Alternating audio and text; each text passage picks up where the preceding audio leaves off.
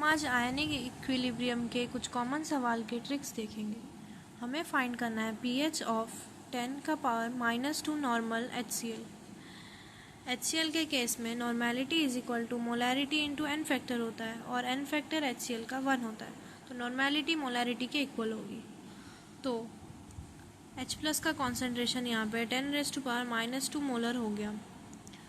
तो pH इस case में हमारा हो जाएगा 2। ये एक ट्रिक है, -2 होगा तो pH 2 हो जाएगा। यहाँ पे pH निकालेंगे तो HNO3 में एक H प्लस आयन होता है, तो H प्लस का कॉन्सेंट्रेशन 10⁻⁻⁶, तो pH हो जाएगा 6।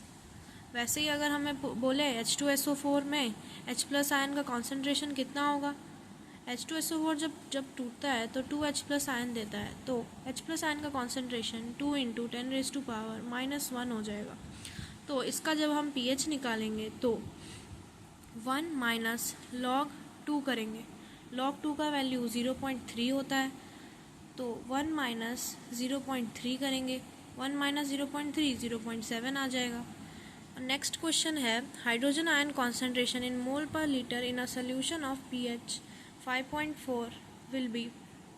हमें इस क्वेश्चन में हाइड्रोजन आयन कॉन्सेंट्रेशन निकाला है, pH गिवन है, तो pH के जगह हम pH का फॉर्मूला जानते हैं, pH is equal to -log of H plus. pH के जगह पे 5.4 डाला, माइनस साइन 5.4 के साइड आ गया, log H प्लस। अब H प्लस आयन की कॉन्सेंट्रेशन के लिए एंटी लॉग कर देंगे हम -5.4 का। एंटी लॉग निकालने का एक ट्रिक ये होता है कि 5.4 के नेक्स्ट वाले नंबर से उसे सब्ट्रैक्ट कर दो, 6 - 5.5 और 6 का पावर -6 कर दो। 6 - 5.4 0.6, तो एंटी लॉग 0.6।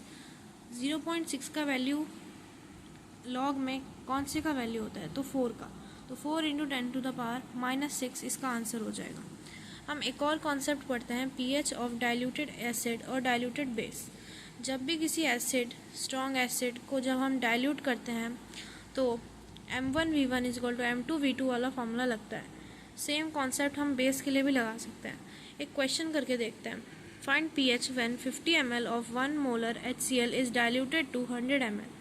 अगर सोल्यूशन को HCl का 50 ml से 100 ml हमने किया तो pH क्या होगा रिजल्टेंट सोल्यूशन का। हमने वॉल्यूम को यहाँ पे 50 ml से 100 ml किया है, डबल किया है, तो मोलैरिटी जो है वो हाफ हो जाएगी। 1 मोलर इनिशियली था तो फाइनली 0.5 मोलर हो जाएगा। तो H प्लस आयन की कॉन्सेंट्रेशन 5 × 10⁻⁻1 हो गई। pH निकालने का एक ट्रिक होता है, 1 - log 5 कर दो। log 5 की वैल्यू 0.7, तो 1 - 0.7 0.3 आंसर आ जाएगा।